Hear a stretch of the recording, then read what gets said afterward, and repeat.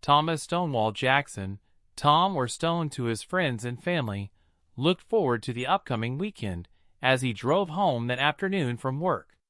Monday was Memorial Day, but he and Janice, his wife of 5 years, had been invited to spend a 4-day weekend at the country estate of her boss, Darren Hanson, a senior partner with the Remington Law Group, where Janice worked as a paralegal. Stone already had Monday off, so he took a vacation day to cover Friday. His boss, who also happened to be his father, was kind enough to let him leave early on Thursday so he could pack and hit the road.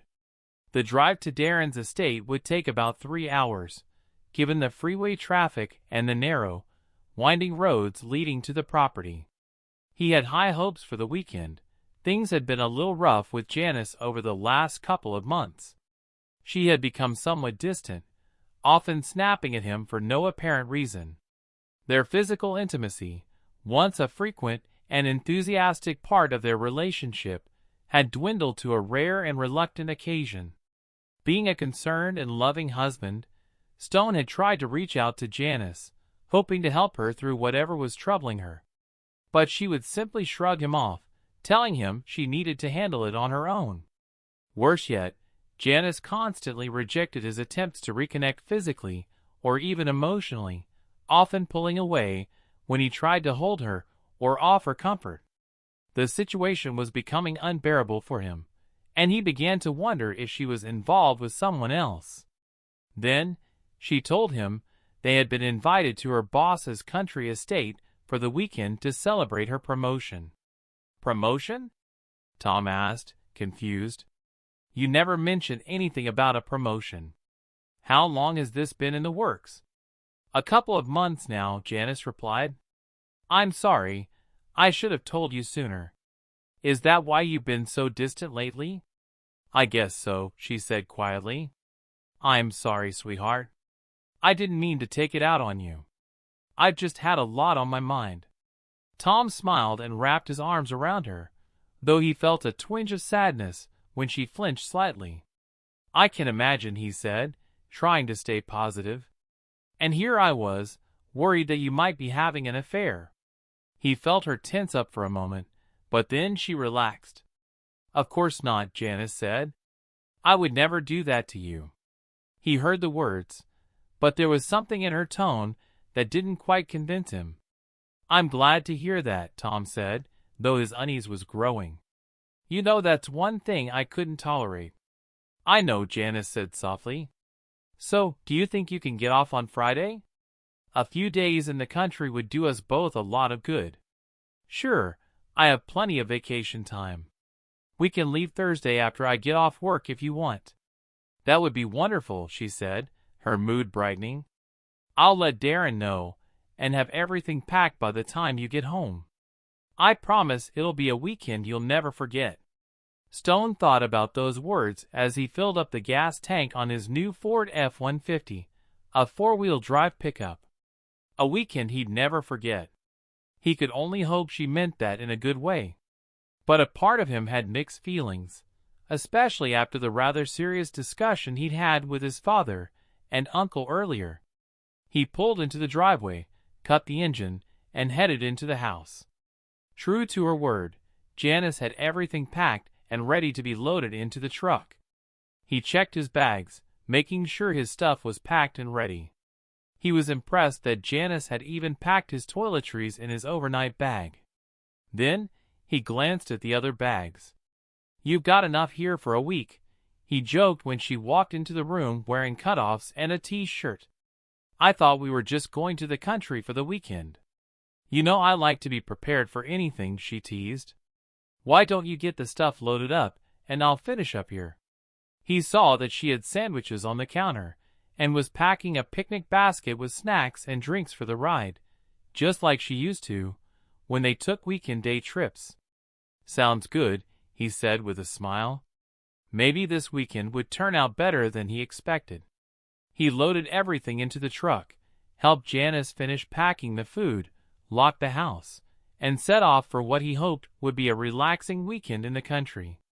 This weekend is going to be the best ever, Janice gushed as Tom drove. Trust me, You'll have a great time." "I'm looking forward to it," Tom replied, hoping she truly meant it. It took longer than Tom had planned to get out of the city, thanks to an accident on the freeway that brought traffic to a screeching halt. As a result, they were running almost 2 hours behind schedule, but that didn't affect Janice's buoyant mood, which pleased Tom. He filled the gas tank once more when they reached the road that would take them to Darren's estate. Then they followed the winding road through the hilly, wooded terrain. It was well after dark when they reached the gate leading to Darren's sizable 2-story home. Janice had been given the code for the gate, and soon they pulled up to the sprawling brick mansion. "Damn, this is one huge house," Tom exclaimed. 3 men in dark suits and sunglasses approached the truck as Tom turned the engine off. Tom wondered why they were wearing sunglasses in the dark. "I can get our luggage," Tom said as he opened the back door of the pickup. "No, sir, that's our job," one of the men said in a serious tone. Another man extended his hand. "Keys, sir?" "I need to park your vehicle," he said. "Please do as they ask, sweetheart," Janice suggested, her tone making it clear he should comply. Tom glanced at the man asking for the keys and noticed the subtle bulge in his jacket, indicating he was armed. "Sure," Tom said darkly, handing over his keys as the other 2 men grabbed their luggage and carried it off into the shadows without a word. "Thank you," the man said mechanically. Tom watched as the men effortlessly carried their heavy bags up the steps. "Are you coming?" Janice asked. "Yeah, sure." "On my way," Tom replied, following Janice and the 2 men up the stairs, still wondering why security would be armed. Something about it didn't sit right with him. "Ah, there you are. I trust you had a safe trip," a tall man with dark, curly hair boomed as they entered. Tom recognized him as Darren Hansen, Janice's boss. He had met Darren a few times at company events. Tom watched as Janice and Darren exchanged hugs before Darren turned to him. "Thomas, it's good to see you again." "I'm Darren Hansen," he said, extending a hand. "Welcome to my humble abode." "Thank you." "It's a pleasure to meet you again, Mr. Hansen," Tom replied, shaking his hand. "No need to be so formal." "Tom? May I call you Tom?" Darren smiled. "I have a feeling we'll be seeing more of each other, especially now that your wife is moving up in the firm." "Of course," Tom said, though he felt a bit uneasy. "Sorry we're running late." "There was an accident on the freeway," Janice explained. "So I heard," Darren said. "I'm just glad you made it safely." "Are the others here?" Janice asked. Tom wasn't aware that others would be there. "Yes, they're all here. Unfortunately, they've already turned in for the evening, wanting to get well rested before the festivities tomorrow," Darren replied. The man who had taken Tom's keys returned, handing them back. "Thank you," Tom said, putting them in his pocket. By now, the other 2 men had returned after delivering their luggage. "Harold, escort the Jacksons to their room," Darren commanded. "Yes, sir," one of the large men said. "We'll see you bright and early tomorrow morning," Darren said with a smile. "Sleep well." "Thank you," Janice replied quietly, her eyes cast down in a demure way that Tom noticed, but didn't comment on. He simply filed it in the back of his mind, thinking maybe Dad was right. "This way, please," Harold instructed in a deep, gravelly voice. Tom and Janice followed him up the spiral staircase and down 2 hallways before stopping at a locked door. Harold used a key card to unlock it, and Tom heard the door click open. "Oh my," Janice gasped when they walked inside.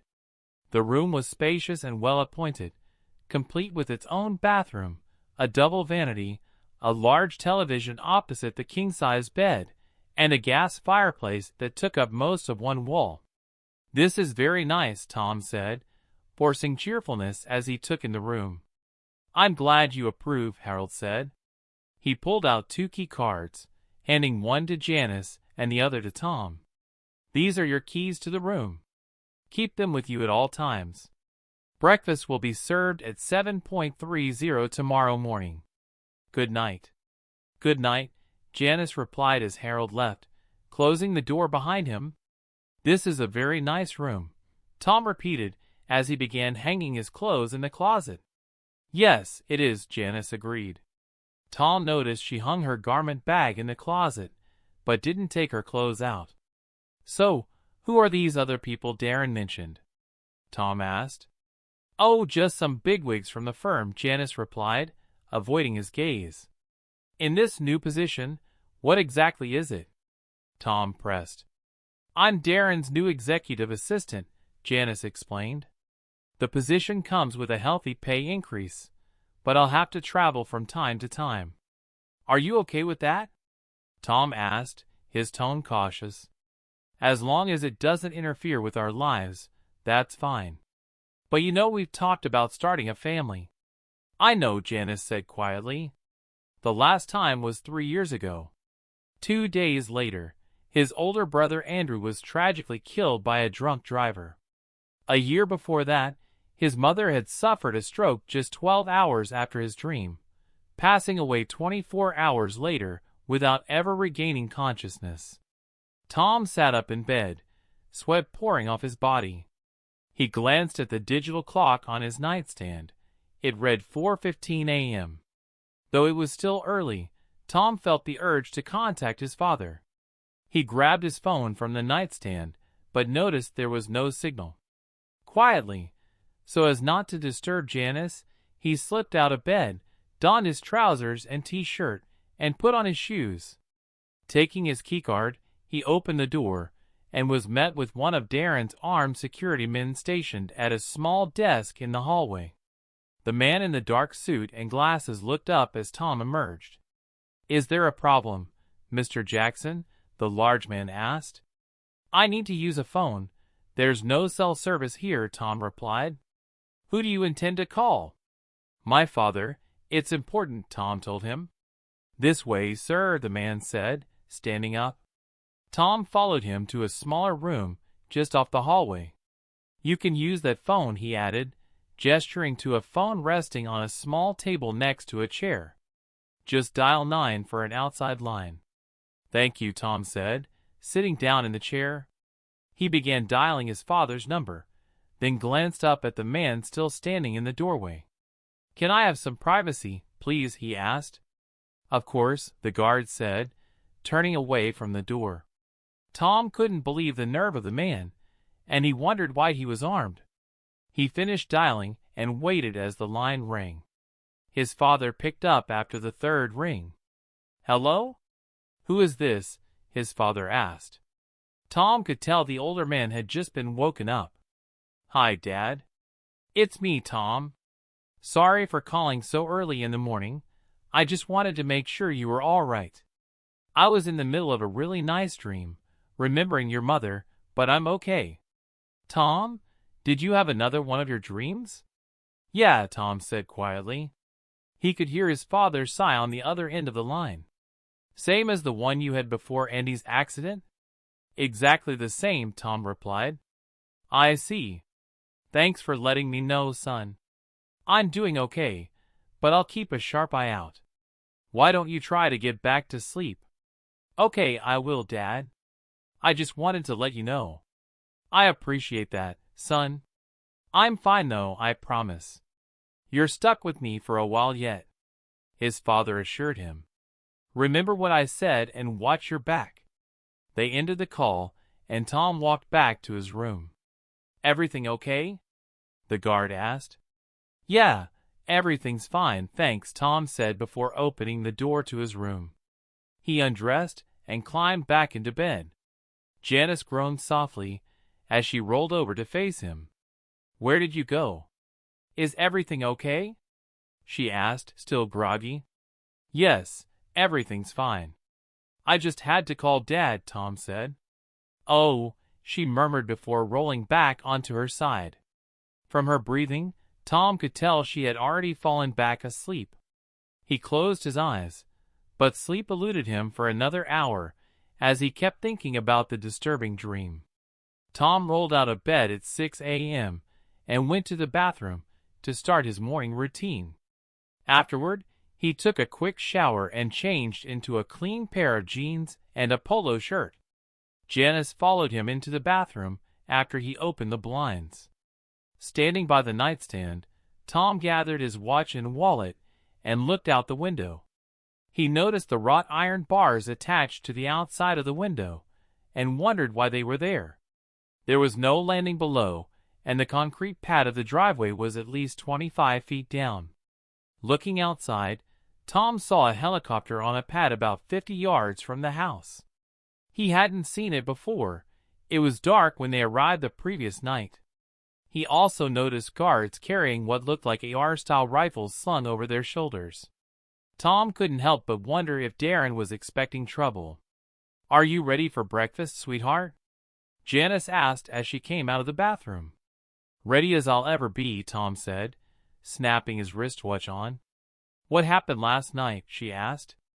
"Another dream," Tom replied. "You mean like before your brother was killed?" "Yeah, exactly the same. I called Dad to make sure he was okay." "How is he?" she asked. "Fine. I caught him in the middle of a dream." "I'll bet," Janice said with a snicker, which Tom found vaguely unsettling as she finished dressing. "Come on, let's go downstairs and get some breakfast." "I'm famished." "Don't forget your walking stick," she reminded him. The walking stick was a gift from his father given to Tom after he was discharged from the hospital years earlier. During his service in Iraq, the Humvee he was in was hit by an enemy RPG. 2 other Marines in the vehicle were killed instantly, while Tom and another Marine, although severely wounded, managed to take cover and defend themselves until help arrived. Tom spent months in surgery and rehab and was eventually given a medical discharge. Fortunately, the doctor saved Tom's leg, but had to replace his left hip. Rehab helped Tom learn to walk again, and the walking stick was very helpful. Although he could get around fine now, he still experienced pain after extensive walking, so he continued to use his father's gift. They arrived at Darren's table to find 3 other men and a woman waiting for them. Tom had briefly met the men before and knew they were executives with Darren's law firm, though he couldn't recall their names. He had never seen or met the woman before. "Everyone, I'd like to introduce my husband, Thomas Stonewall Jackson," Janice announced. Tom shook hands with the others. "Stonewall, huh? That's a rather unusual name," observed Glenn Oldman, one of the firm's executives. "My parents were big fans of the Grand Ole Opry back in the day, so they named me after a favorite country western singer from the 50s and 60s, Tom explained. "Dad used to joke it was either that or Michael Stonewall Jackson." "Yeah, I seem to recall that name," Glenn replied with a smile. "He died about 10 years ago, didn't he?" "That's what I heard," Tom said. The woman smiled as Tom accepted her hand. "It's good to finally meet you, Mr. Jackson.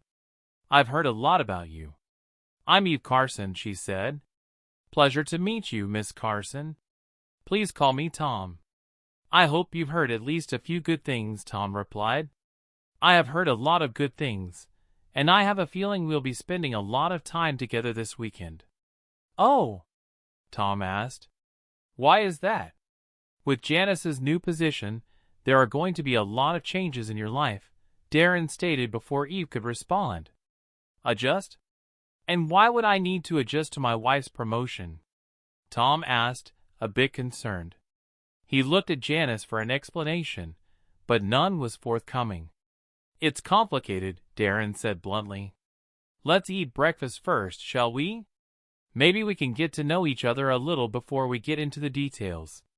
They sat down as Darren's employees wheeled carts into the room.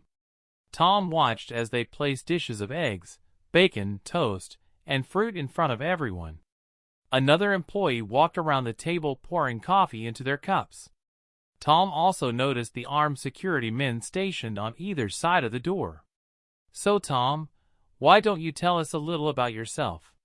Rick Harmon, another executive, asked. Janice says you are some kind of soldier or something. Tom glanced at Janice before answering.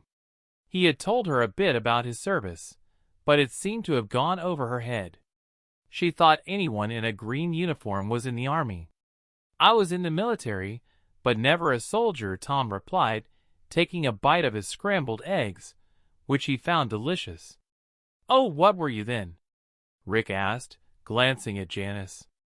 I was in the Marines, Tom answered. Thank you for your service, Darren said.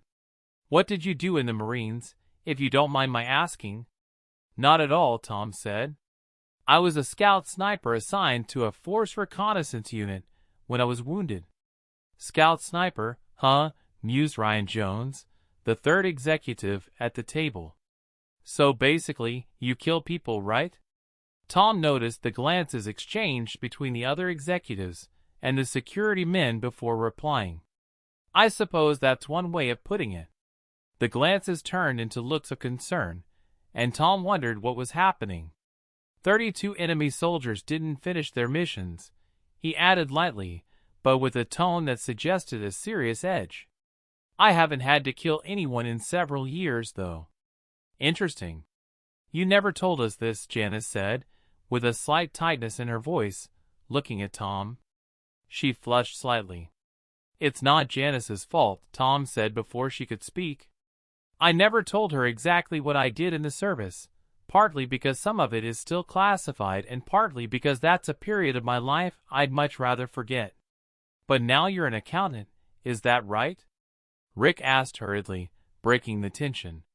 Yes, I was discharged after my rehab and went to college to finish my business degree. That's where I met Janice. I'm now a forensic accountant working for my father, Tom said. What does your father do? Glenn asked. He runs Jackson Specialty Investigations. They work primarily for corporations, Tom explained. I've heard of them, Rick said thoughtfully. They do good work from what I've heard. They finished their breakfast, engaging mostly in small talk. However, Tom still felt a very uncomfortable feeling about the situation. He had learned to trust his instincts on the battlefield, which had kept him alive more than once. Well, it looks like a beautiful day outside, Eve said. Why don't I take Tom for a tour around the property while we go out back? Of course, Eve replied. Tom looked at Janice, trying to gauge her thoughts but couldn't. She had an expression you wouldn't want to face in a poker game. Go ahead, sweetheart. It'll be okay, she said encouragingly but with a hint of stiffness. Yeah, okay, Tom said. He was uncomfortable with the situation, but felt he couldn't do much now, so he acquiesced to Darren's arrangement. Intel and recon and intel, he told himself, grabbing his walking stick. He looked at Eve. Are you ready? Tom asked, trying to keep his voice steady despite the turmoil inside him. Sure, Tom replied, hoping the churning in his gut would settle down. Janice put a hand on his arm before he left. He stopped and looked at her. Just remember that I love you, she whispered. I love you too, Tom said, leaning in to kiss her. But she turned her head, leaving him feeling shocked and humiliated. Tom backed off and walked away, not saying anything until he and Eve were far from the main house.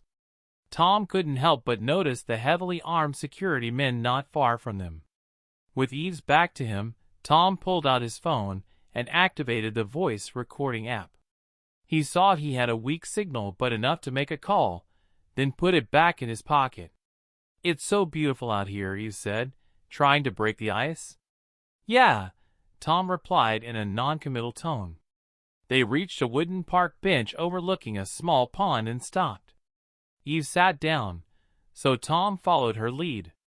What's going on here? He asked. You're a smart man, Tom. Why don't you figure it out? Eve responded. I've got an idea, but it's too horrifying to contemplate, Tom said. Why don't you just come clean and tell me? Tom asked. All right. As you know, Janice has been picked to be Darren's next executive assistant, Eve began. Yes, I already know that. Janice told me that much. But there's more, isn't there? Tom asked. Yes, there is, Eve said. Your life is about to change, Tom. Whether it's for the better will depend on how you react. You know Janice loves you, don't you? I've heard her say so, but frankly, I'm having a hard time believing it right now, Tom replied. Trust me, she does love you and wants the best for both of you. That's why she's willing to do whatever is necessary to guarantee your future, Eve explained. You do support your wife and her career goals, don't you? Of course. I always have, Tom said, feeling as if you were probing a minefield of emotions. I'm glad to hear you say that. Then you should understand that the next year or two will only be a minor blip in the road of a long, happy marriage. A year or two, Tom repeated. What's going to happen over the next 2 years? And what exactly is your role in all of this? I'll get to that, Eve said. My role is to prepare you for what will happen, and to make sure you fully understand and embrace Darren's expectations for you and your wife. Why should I care about Darren's expectations of me? I don't answer to him, and he doesn't sign my paycheck, Tom said, his patience thinning. No, he doesn't. But he does sign hers, and your acquiescence will go a long way toward making Janice's job easier, Eve explained. Acquiescence? What the hell are you talking about? Tom asked. I'm sure you've noticed that Darren is what most people would call an alpha male, Eve stated, as though it were obvious. In other words, he's a self-absorbed narcissist. Tom growled at that. Eve chuckled, the first genuine sound she had made. Let's just say he expects people to fall in line and do as they're expected. That includes Janice and by extension you. In other words, he wants to control my wife and expects me to just accept it. Tom asked, his anger rising but firmly controlled. I wouldn't quite use that terminology, but essentially yes. In fact, they've already been intimate several times, Eve said, noticing the pained look on Tom's face. And you know this how? Tom asked. I was there. I recorded it, Eve said, her tone even, as though recording intimate moments was perfectly normal. You're kidding, right? Tom asked. Not at all. Here, take a look. You might find it interesting, Eve said, handing Tom her phone. Tom looked at the short video clip of Janice and Darren. It is interesting. Mind if I keep a copy? Tom asked, thinking it might come in handy for his divorce. Not at all. I saved that clip especially for you, Eve said, using the phone's Bluetooth capability to let Tom save a copy to his phone. Tell me something, Tom. How has your love life been lately? Eve asked. Not that it's any of your business, but it's been practically non-existent for the last couple of months, Tom replied. Actually, it is my business. Darren instructed Janice to cut you off most of the time. He's quite possessive of his property, Eve explained. And she just went along with it. Tom growled through clenched teeth. Of course. He is her master now. She answers to him, just as all his previous assistants did. And he expects you to answer to him as well, Eve said. Tom cringed at the term master. He could expect that in one hand and in the other. See which one fills up first, Tom snarled. Feeling the smirk on her face was a good reason to wipe it off. So what does Darren expect from me? Money? Tom asked. Hardly, Eve chuckled. He expects your obedience, your submission, and he will expect you to publicly demonstrate that tonight before the other senior partners. What are you talking about? What does he expect me to do? Tom asked, his confusion growing. The dynamics of your marriage will change drastically while Janice is in her current position. Darren has documents he needs you to sign. These documents state that you willingly surrender your marriage rights, property, and assets to him while Janice is his assistant. After that, he will expect you to publicly display your submission in front of Janice and the other executives, Eve explained, her face devoid of emotion. Tom's eyes widened. You mean he wants me to sign everything over to him, and then perform acts of submission in front of others? Are you serious? His voice was low and furious. I am not kidding, Tom. Yes, that is what he wants. He also expects you to demonstrate your submission fully, you said. In fact, Janice is eager to see you do this. This will allow Darren to assert control over you and your marriage.